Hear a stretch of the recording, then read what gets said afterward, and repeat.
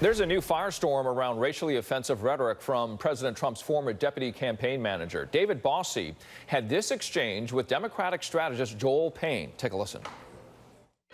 You don't have to be a golden retriever to hear all the dog whistles coming out of the White House these days. And from my friend David over here. Final point, David. All right, you said that about David. David, Michael Hayden posted a picture of Auschwitz.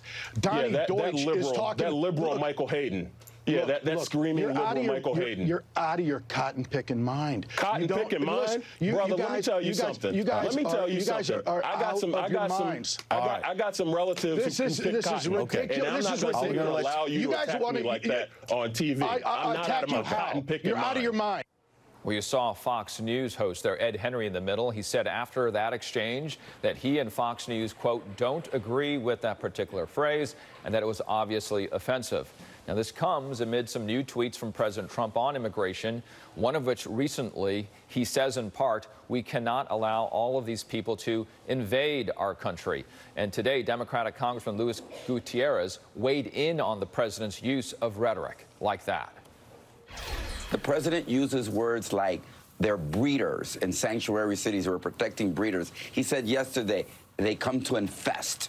I mean, these are the kinds of words that the Republican Party and this president uses. And he doesn't use it as an immigration policy. He doesn't use it as border control policy. He uses it as an issue in order to energize his political base for the midterm elections. All right, let's bring in Republican strategist Lauren Zelt, managing director of FP1 Strategies. We also have Democratic strategist Don Calloway, CEO of Pine Street Strategies. All right, you sigh there, and I get a sense you were listening to what was said there on Fox.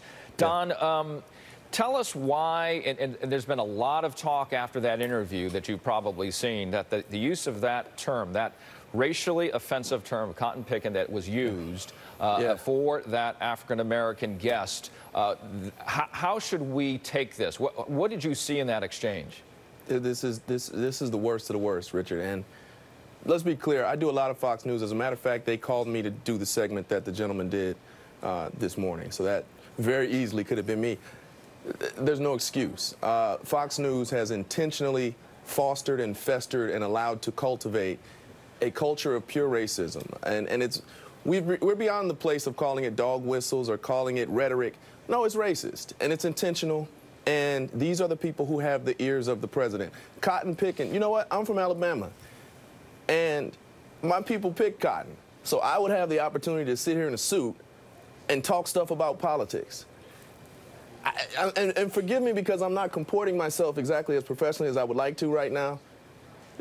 That is so far beyond the pale of anything that we should find acceptable in the American discourse today that there's no excuse. There's no excuse for Fox News. There's no excuse for these milquetoast Republicans along the rank and file of elected office who lead people in this country not completely repudiating that type of nonsense. Yes, my people pick cotton. I'm very proud of it because me and my sons don't have to, and we have opportunities because those people pick cotton. Shame on David Bossie. Shame on President Trump for supporting this type of stuff. I'm sorry, Richard. I wish I were being a lot more articulate right now. I've got nothing, man. It's unbelievable. Don, I really appreciate your honesty and reflection on that. There's been a lot of reactions like that, as you've probably seen. Lauren, how would you perceive what was said there in that exchange, again, with the former deputy campaign manager of President Trump? I mean, to me, it's shocking. It's shocking that it's 2018 and people are still using rhetoric like that. Don, I appreciate your candid and heartfelt reaction because we cannot have a situation in our country where people who are close to the president are using rhetoric like that. I mean, it's just unacceptable to me. Now, I will say I looked on Twitter and I saw that David Bossie issued an apology. He had to. I mean, I think anyone who works in communications would tell him to apologize. But what's done is done, and rhetoric like that just has no place in our country. I mean, that's the reality of the situation. And, you know, my heart just breaks to see anyone who calls himself a Republican using words like that. Don, there's also that you heard the representative Gutierrez say, you know, the lack of care in language, so he says, is just not good, but it's good for his base. Your reflection? Yeah, it's intentional, you know, and we've gotten beyond the point of code words, infestation and invasion and animals.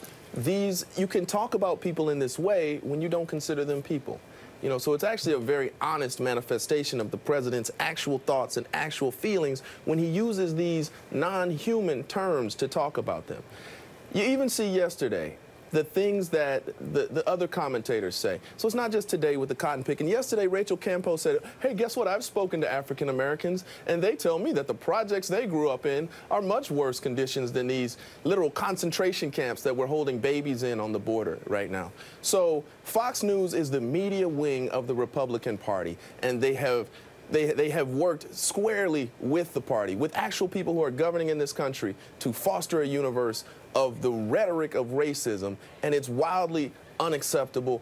And the scary thing about it is that these are the people who have the ear of the most powerful person in the world, and actual policy emanates from these words. Actual outcomes for real people are the result of just flat-out racism, and it's no longer acceptable. It's no longer acceptable, Richard.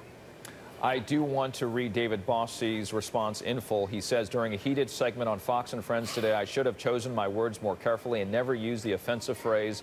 That I did. I apologize to Joel Payne, Fox News, and its viewers. I thank you both. Don Calloway, again, for your candor. Lauren Zelt, for as well, your candor. We'll have to leave it there.